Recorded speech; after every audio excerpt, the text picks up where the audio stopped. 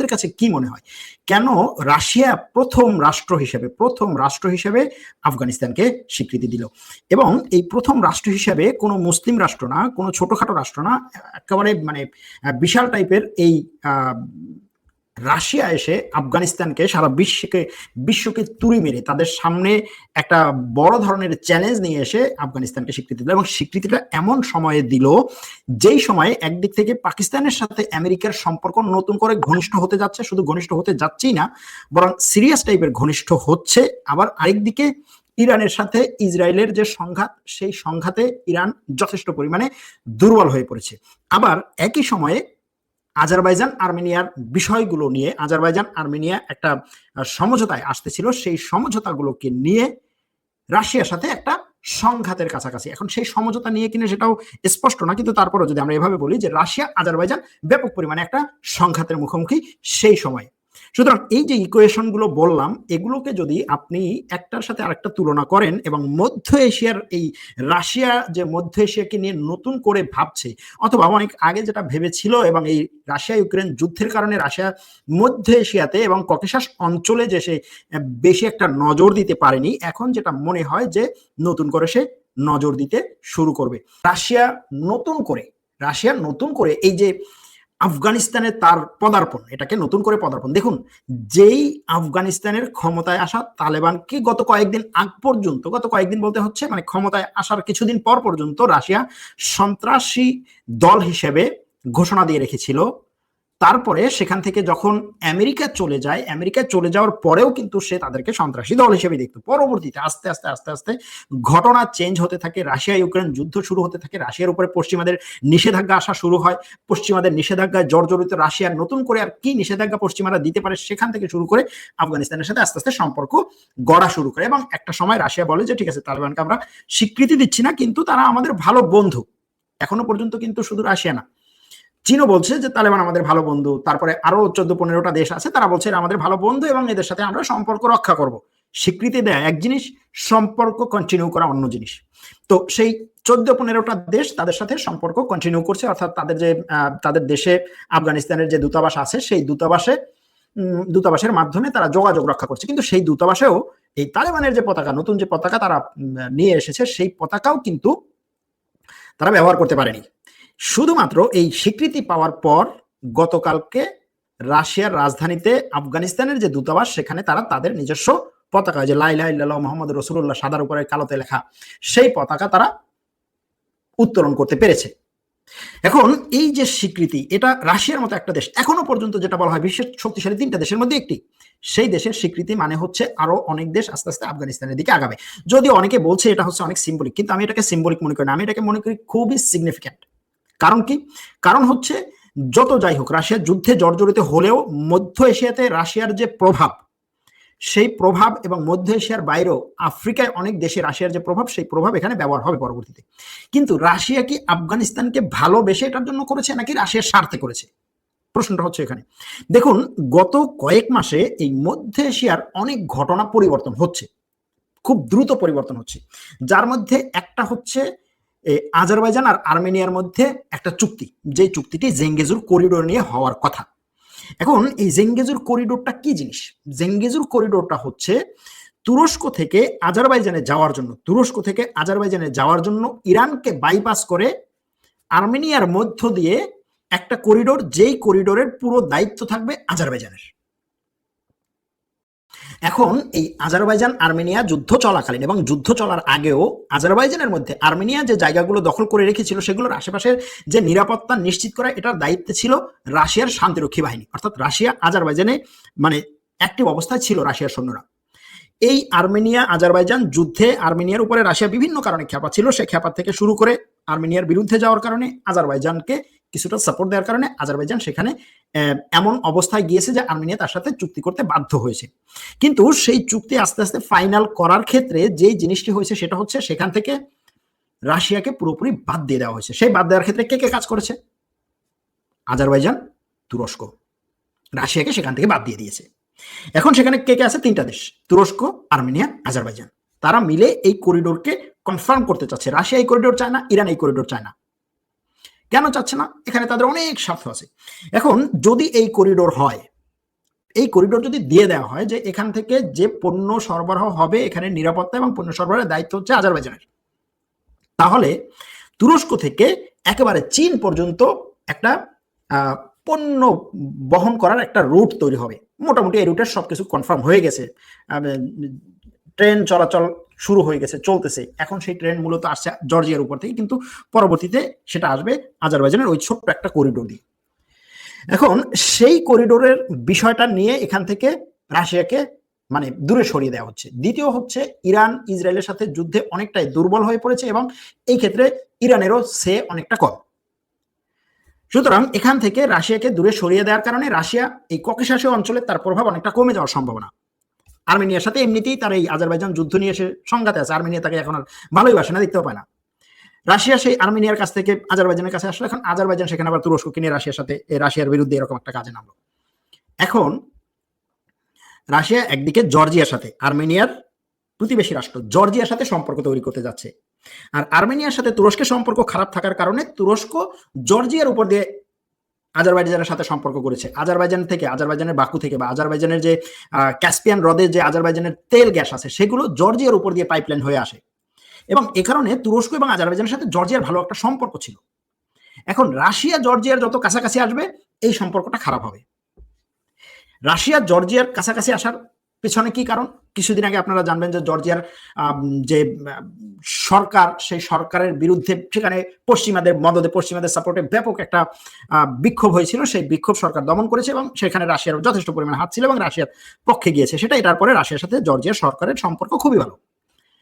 এখন এই যে এই অঞ্চলের যে ইকুয়েশন, সেই ইকুয়েশনে দেখা যায় যে রাশিয়া এবং আজারবাইজান একে অপরের স্বার্থের এখন কিছুটা বিরুদ্ধে যাচ্ছে। আবার আজারবাইজান মনে করছে যে এখন সে ওই অঞ্চলে আর্মেনিয়ার উপরে যে ক্ষমতা প্রয়োগ করার সুযোগ আছে বা তুরস্কের সাথে একত্রে যে সেখানে একটা শক্তি অর্জন করছে, সেই শক্তি নিয়ে সে এখন রাশিয়ার আর বেশি একটা তোয়াক্কা করবে না। মানে এতদিন পর্যন্ত তোয়াজ করতে হতো, রাশিয়া যেটা বলছে সেটাই করতে হতো, না আমি এখন একটু নিজের মতো করে হচ্ছে ইকুয়েশনে যাব। আবার ইউরোপ যে পরিমাণে রাশিয়ার কাছ থেকে গ্যাস না কেনার কারণে আজারবাইজানের কাছ থেকে গ্যাস কিনছে ব্যাপক পরিমাণে, তুরস্কের মধ্যে দিয়ে সেই গ্যাস যাচ্ছে, এটার কারণেও আজারবাইজান মনে করে ইউরোপের সাথে তার সম্পর্কের ক্ষেত্রে রাশিয়ার কি বলে কর্তৃত্ব মেনে নেওয়ার এতটা দরকার নেই। এখন রাশিয়া চাইছে যে একটা সময় পরে ইউরোপের সাথে তার সম্পর্ক ভালো হবে। এখন যেভাবে হচ্ছে ইউক্রেন যুদ্ধ নিয়ে আমেরিকার মধ্যস্থতায় একটা সমস্যা সমাধানের সম্ভাবনা আছে, এবং সেটা যদি হয় এবছরের শেষ নাগাদ আগামী বছর শুরুর দিকে আবার ইউরোপের সাথে এই যে তেল গ্যাস বিক্রির একটা ইকুয়েশন শুরু হবে, তখন এই আজারবাইজানের তেল যদি ইউরোপে যায়, রাশিয়ার সাথে তারা এই তেল গ্যাস কেনার ক্ষেত্রে ভালো পরিমাণে একটা দর কষাকষি করতে পারবে। গেল এইটুকু ককেশাসীয় অঞ্চল।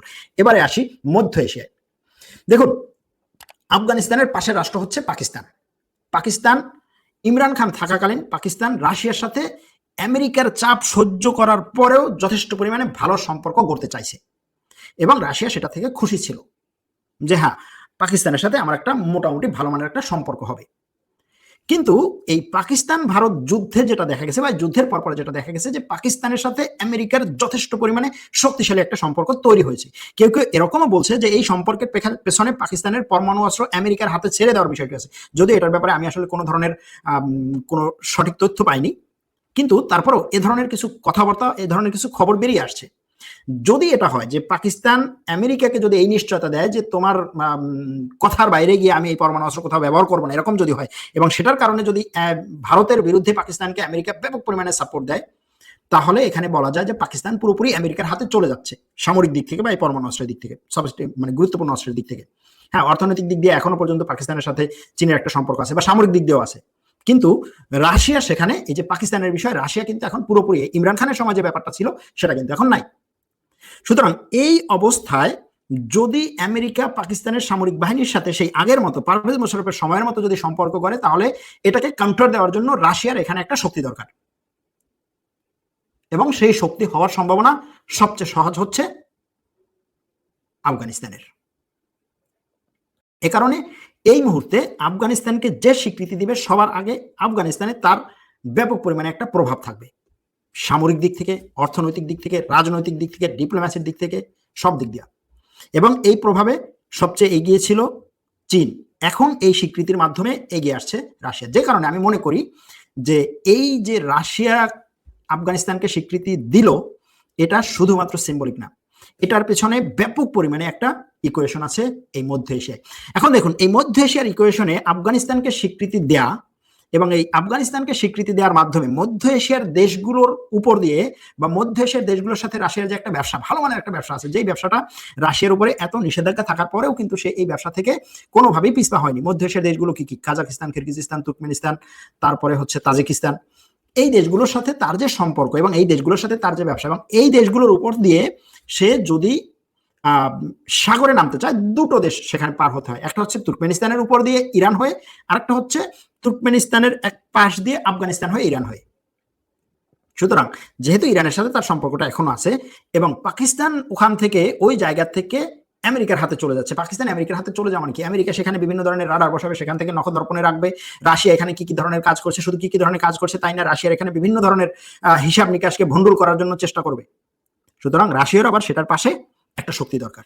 আবার আরেকটা হচ্ছে তুরস্ক আজারবাইজান মিলে এই অঞ্চলে এই আর্মেনিয়াকে নিয়ে যে নতুন একটা ইকুয়েশন করার চেষ্টা করছে, যেখান থেকে রাশিয়া আউট হয়ে যাওয়ার সম্ভাবনা বা সেরকম একটা অবস্থায় চলে এসেছে, সেটার বিরুদ্ধে কাউন্টার দিতে তুরস্ক যে মধ্য এশিয়াকে নিয়ে একটা তার্কিক স্টেট অর্গানাইজেশন করার পরিকল্পনা বা অর্গানাইজেশন করেছে এবং সেটাকে শক্তিশালী করার পরিকল্পনা করছে, সেটা নিয়ে সামনে হাঁটার পরিকল্পনা করছে। এবং সেটার সাথে এই যে জেঙ্গেজুর করিডোরকে যদি সে যুক্ত করতে পারে, তাহলে চীন থেকে এই মধ্য এশিয়া হয়ে তুরস্ক পর্যন্ত যে বাণিজ্যিক রুট, এই বাণিজ্যিক রুটের মাধ্যমে এই বাণিজ্যিক রুটকে নিরাপত্তা দিতে এখানে একটা সামরিক রুট তৈরি হবে, এই দেশগুলোর সাথে একটা সামরিক জোট তৈরি হবে, অর্থনৈতিক এবং সামরিক জোট মধ্য এশিয়ার দেশগুলোর সাথে। সেই সামরিক এবং অর্থনৈতিক জোট যদি তৈরি হয়, তাহলে রাশিয়ার নিজের সেই বাগানটা তখন এই তুর্কি নামক পশ্চিমা বা ন্যাটো ঘেঁষা দেশটির আন্ডারে চলে যাবে। রাশিয়া সেটা ছাড়তে চাইছে না, ছাড়তে চাইবে না। এবং এই ইউক্রেন যুদ্ধের সময় তুরস্ক যেভাবে দুই পক্ষের সাথে ছিল, রাশিয়া এবং ইউক্রেন দুই পক্ষের সাথে ছিল, একদিকে ন্যাটো সদস্য, একদিকে রাশিয়ার সাথে বিভিন্ন ধরনের বাণিজ্যিক সম্পর্ক, সেটা যেমন তুরস্কেরও স্বার্থে, সেটা ছিল রাশিয়ারও স্বার্থে। রাশিয়াও সবকিছু জেনেই সে অনেক বেশি চাপে থাকার কারণে, নিষেধাজ্ঞায় থাকার কারণে সে সেখান থেকে তুরস্কের সাথে এই ব্যবসাগুলো কন্টিনিউ করেছে এবং ব্যাপক পরিমাণে সে এখান থেকে টাকাও সংগ্রহ করেছে। তুরস্কের উপর দিয়ে রাশিয়ার যত বাণিজ্য প্রায় সবকিছুই তুরস্কের উপর দিয়ে করেছে। রাশিয়ার মানুষজন ইউরোপে বা অন্য কোনো দেশে যাওয়ার ক্ষেত্রেও তুরস্কের উপর দিয়ে গেছে। রাশিয়ার বিভিন্ন ধরনের ব্যবসা তুরস্কের অনেক কোম্পানির উপর দিয়ে তারা করেছে, করতে বাধ্য হয়েছে। অনেক গুরুত্বপূর্ণ পার্টস, বিমানের পার্টস তারা হচ্ছে তুরস্কের অনেক কোম্পানির উপর দিয়ে নিয়েছে এরকম ভাবে। এবং রাশিয়া সেটা বলেছেও যে আমরা জানি যে তুরস্ক হচ্ছে একটা পশ্চিমা ঘেঁষার লোক দেশ, এবং এই পশ্চিমা ঘেঁষা দেশের কারণে তুরস্ক তার নিজের অ্যাঙ্গেলে থাকবে, এটা আমরা জানি এবং এটা জেনেই আমরা ব্যবসা করি, তাদের সাথে সম্পর্ক করছি, এটা কোনো ব্যাপার না। কিন্তু শেষ পর্যন্ত যখন রাশিয়ার উপর থেকে পশ্চিমা চাপ কমে যাবে, রাশিয়ার উপর থেকে যখন এই নিষেধাজ্ঞাগুলো উঠে যাবে এবং রাশিয়া যখন আবার নিজের পায়ে দাঁড়াবে, এবং রাশিয়া যেভাবে অস্ত্র তৈরি করছে, রাশিয়া যেভাবে ব্যাপক পরিমাণে অস্ত্র তৈরির দিকে যাচ্ছে, এবং রাশিয়া যেহেতু পড়ে যায়নি, সুতরাং সেই রাশিয়া যখন শক্তিশালী হবে, তখন স্বাভাবিকভাবেই সে তার এই আশেপাশের যে সমস্ত দেশ আছে সেই বলয়টাকে সে শক্তিশালী করবে এবং এটার বিরুদ্ধে আবার সে ন্যাটোর বিরুদ্ধে দাঁড়াবে, এবং সেই ক্ষেত্রে ন্যাটোর সদস্য দেশ হচ্ছে তুরস্ক। সুতরাং তুরস্ক আবার সেই সময় যেটা হবে যে সে আবার ন্যাটোর সাথে সম্পর্কটা আরো বেশি করবে। হয়তো একটা সময় আমরা এরকমও দেখতে পেতে পারি যে তুরস্কের যে পরমাণু প্রকল্প রাশিয়া তৈরি করতেছিল, পরমাণু ভিত্তিক বিদ্যুৎ প্রকল্প যেটা রাশিয়া তৈরি করতেছিল, যেটা 49% শেয়ার হচ্ছে রাশিয়ার, সেখান থেকে হয়তো রাশিয়া একটা সময় পরে চলে যেতে পারে। আবার তুরস্কের উপর দিয়ে রাশিয়ার যে গ্যাস আসতেছে, সেই লাইনেও আমরা দেখতে পারি একটা সময় পরে যে সেখানে গ্যাস সরবরাহ কমে যাচ্ছে। রাশিয়া বিভিন্নভাবে বলবে যে আমি এত গ্যাস পাঠাতে পারছি না, আমি কম গ্যাস পাঠাবো। রাশিয়া এক সময় বলছিল যে তুরস্ককে আমি আন্তর্জাতিক গ্যাসের হাব বানাবো, হ্যাঁ, সেখান থেকেও হয়তো রাশিয়া সরে যাবে। এগুলো রাজনীতি, এগুলো হচ্ছে বিভিন্ন ধরনের একে অপরকে ধরে রাখার পলিসি, তাকে ব্যবহার করার পলিসি, এবং এই পলিসিগুলো থেকে এক এক সময় চলে যায়। যেমন এই আফগানিস্তানের কথা যদি বলি, যেই আফগানিস্তানকে, যেই তালেবানকে তারা সন্ত্রাসী বলতে, এখন তাদের সাথে সম্পর্ক করছে কেন? কারণ হচ্ছে সেখানে ইকুয়েশন পরিবর্তন হচ্ছে, হিসাব নিকাশ পরিবর্তন হচ্ছে, এবং এই হিসাব নিকাশ প্রতিনিয়ত পরিবর্তন হবে। ইরানের দুর্বল হয়ে যাওয়া, ইউক্রেনের সাথে রাশিয়ার যুদ্ধ, নতুন করে পাকিস্তানের সাথে আমেরিকার সম্পর্ক, ইসরায়েলের নতুন করে আমেরিকার কাছ থেকে ব্যাপক পরিমাণে সাপোর্ট পাওয়া, ইরানে তারপরে ইউক্রেনের উপরে আমেরিকার সাপোর্ট কমিয়ে দেওয়া, যেটা রাশিয়ার জন্য খুব ভালো, এবং এটার মাধ্যমে হয়তো এই যুদ্ধ খুব তাড়াতাড়ি শেষ হয়ে যাবে, রাশিয়া তার লক্ষ্যে পৌঁছবে। এই যে ইকুয়েশনগুলোর পরিবর্তন হচ্ছে, এই পরিবর্তনে সবাই নতুন করে আবার নিজের মতো করে ভাবছে, নিজের জন্য ভাবছে, নিজের স্বার্থে ভাবছে, এবং এটা থেকেই আমার কাছে মনে হয় যে এই জিনিসগুলো হচ্ছে। এখন প্রশ্ন হচ্ছে যে এটা আফগানিস্তানের জন্য কি নিয়ে আসবে? এটা আফগানিস্তানের জন্য আমার কাছে মনে হয় যে অভূতপূর্ণ অনেকগুলো জিনিস নিয়ে আসবে। আফগানিস্তান গত 1.5 বছর 2 বছর ধরে তাদের যে স্বীকৃতি পাচ্ছিল না, এবং স্বীকৃতি না পাওয়ার কারণে অনেক দেশের সাথে তারা ডিপ্লোম্যাটিক সম্পর্ক তৈরি করতে পারছিল না, সেখান থেকে তারা বেরিয়ে আসতে পারবে। জাতিসংঘের নিরাপত্তা পরিষদের একটা দেশ স্বীকৃতি দিচ্ছে আফগানিস্তানকে, এবং সেই দেশটার প্রভাব আছে অনেকগুলো দেশের, হয়তো এরকম দেখতে পারি মধ্য এশিয়ার অনেকগুলো দেশ আফগানিস্তানকে স্বীকৃতি দিতে শুরু করবে, এবং সেটা দিলে যেটা হবে যে এখন যে 14টা দেশ আফগানিস্তানকে তার বন্ধু রাষ্ট্র বলছে, এই 14টা দেশ যদি স্বীকৃতি দেয় তাহলে আরো 14টা দেশ তখন বলবে যে ঠিক আছে আমরা স্বীকৃতি দিচ্ছি না, কিন্তু আফগানিস্তান আমাদের বন্ধু রাষ্ট্র, এবং এই বন্ধু রাষ্ট্ররা তখন তার সাথে বাণিজ্য করা শুরু করবে। আফগানিস্তানের সাথে রাশিয়া এখন যে বাণিজ্যের যে একটা মেকানিজম তৈরি করবে, সেই মেকানিজম ব্যবহার করে অন্যরা বাণিজ্য করতে পারবে। আবার ধরুন একেবারেই যদি না করতে পারে, রাশিয়ার উপর দিয়ে বাণিজ্য করবে, তখন রাশিয়ার কোম্পানির উপর দিয়ে বাণিজ্য করবে, এবং এটা আফগানিস্তানকে আন্তর্জাতিক পরিমণ্ডলে আরো বেশি শক্তিশালী হওয়ার সুযোগ দিবে, আরো বেশি নড়াচড়া করার সুযোগ দিবে, এবং একটা সময় পরে এই যে পশ্চিমা চাপ সেখান থেকে সে রেহাই পাবে। কিন্তু এইখানে আরেকটা বড় সমস্যা, সেটা হচ্ছে পাকিস্তানের ইউটার্ন। পাকিস্তান এখন আমেরিকার সাথে যে লেভেলে আগাচ্ছে, তাতে মনে হয় যে আমেরিকার সাথে পাকিস্তান একটা সম্পর্ক এভাবে গড়তে চাইছে যে আফগানিস্তানের দায়িত্ব পাকিস্তান বলতে চাচ্ছে যে আফগানিস্তানের দায়িত্ব তুমি আমাকে দাও, সেখানে সন্ত্রাস এগুলো হচ্ছে নিয়ন্ত্রণ করার নাম নিয়ে আমি সেখানে কিছু ধরনের কিছু কার্যক্রম চালাবো, তোমার সেনাবাহিনী আমার সাথে থাকবে, তারা পরামর্শক হিসেবে থাকবে, তোমার গোয়েন্দা সংস্থা থাকবে, তোমার স্যাটেলাইট থাকবে, তোমার আকাশ ব্যবস্থা থাকবে, বিভিন্ন ধরনের ব্যবস্থা থাকবে, এগুলো নিয়ে আমি এখানে একটা ব্যাপক পরিমাণে একটা প্রভাব বিস্তার করবে, এবং এখানে তুমি ঘাঁটি গাড়বা, এই ঘাঁটির মাধ্যমে তুমি এখানে রাশিয়া, ওইদিকে ভারত, ওইদিকে চীন, এই সব কিছুকে তুমি এখান থেকে কন্ট্রোল করতে পারবা, এর বিপরীতে আমাকে নগদ ক্যাশ টাকা দিবে, ডলার দিবে, এরকম হওয়ার সম্ভাবনা আছে। যাই হোক, এই পরিস্থিতিতে আছে এই ঘটনাগুলো। এখন প্রশ্ন, একজন দর্শক প্রশ্ন করছেন আফগানিস্তান কি পরাধীন নাকি স্বীকৃতি দেবেন? বিষয়টা পরাধীন না, স্বাধীন বা পরাধীন না। বিষয়টা হচ্ছে আপনি একটা সরকার আসছে, যে সরকারকে কেউ স্বীকৃতি দেয়নি, এখন আপনি যখন স্বীকৃতি না দেবেন, আপনার সাথে সে সম্পর্ক করবে না, রাজনৈতিক সম্পর্ক, অর্থনৈতিক সম্পর্ক, আপনার সাথে সে ব্যবসা বাণিজ্য করবে না, আপনার দেশে সে লোক পাঠাতে পারবে না, লোক পাঠাবে না, আপনি সেখানে লোক পাঠাতে পারছেন না, ট্রেনিং হবে না, ব্যবসা হবে না, তারপরে হচ্ছে অস্ত্র কেনা নেওয়া হবে না, তারপরে অস্ত্র ট্রেনিং হবে না, সেনাবাহিনীর মধ্যে বিভিন্ন ধরনের জিনিস শেয়ার হবে না, বিমান আপনার দেশে যাবে না, চলবে না, বিমান নামবে না, বিমান উড়বে না, তারপরে হচ্ছে বিভিন্ন ধরনের কোড শেয়ার হবে না, সন্ত্রাস বিরোধী বিভিন্ন ধরনের কোড শেয়ারিং হয়, তথ্য শেয়ারিং হয়, সেগুলো হবে না। আর এইগুলো না হলে আপনি পদে পদে ধাক্কা খাবেন, সামনে আগাতে পারবেন না। হ্যাঁ, নিজে এখন বিশ্বে কোনো দেশ নেই যে হচ্ছে আর কারোর সাথে আমি সম্পর্ক করবো না, নিজে বড় হবো, সামনে আগাবো, এরকম নেই, এবং এটা গত 100-200 বছর কেউ পারেনি, সম্ভব না। সুতরাং আপনার এই স্বীকৃতি দরকার, স্বীকৃতি লাগবে। আপনি একটা সমাজে যখন থাকবেন, সমাজ যখন আপনাকে এক ঘরে করে রাখবে, আপনি সেই সমাজে তো নামতে পারবেন না, থাকা না থাকে একই জিনিস, এরকম একটা অবস্থা। প্রথম দেশ হিসেবে আনুষ্ঠানিকভাবে আফগানিস্তানের তালেবান শাসিত সরকারকে স্বীকৃতি দিয়েছে রাশিয়া। আফগানিস্তানের পররাষ্ট্রমন্ত্রী আমির খান মুত্তাকি রাশিয়ার এই সিদ্ধান্তকে সাহসী পদক্ষেপ বলে আখ্যা দিয়েছেন। দর্শক, সম্পূর্ণ ভিডিওটি দেখলেন, আশা করি বিষয়টি বুঝতে পেরেছেন। এই নিয়ে আপনার গুরুত্বপূর্ণ মন্তব্যটি অবশ্যই কমেন্ট বক্সে জানিয়ে দিবেন। ধন্যবাদ।